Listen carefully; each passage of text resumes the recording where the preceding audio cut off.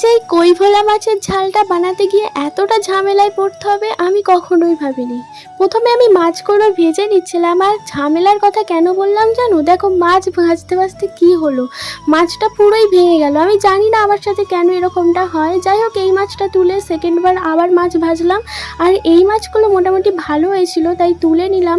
আর ঝালটা করার জন্য যা যা জোগাড় লাগবে সব আমি জোগাড় করে নিয়েছিলাম। প্রথমে দিয়ে দিলাম পেঁয়াজগুলো, আর তারপরে দিয়ে দিলাম কাঁচা লঙ্কা, তারপর বেশ ভাজা ভাজা করে নিচ্ছিলাম, তারপরেই দিয়ে দিলাম ক্যাপসিকামগুলো।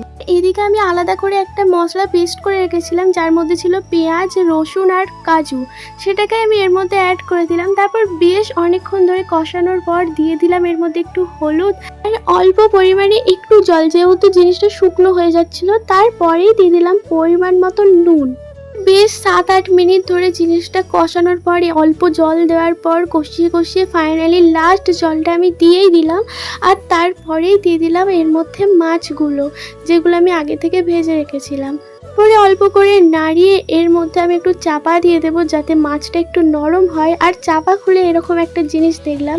আর আজকের মতো রেসিপিটা এই পর্যন্তই। তোমাদের কেমন লাগলো অবশ্যই জানিও।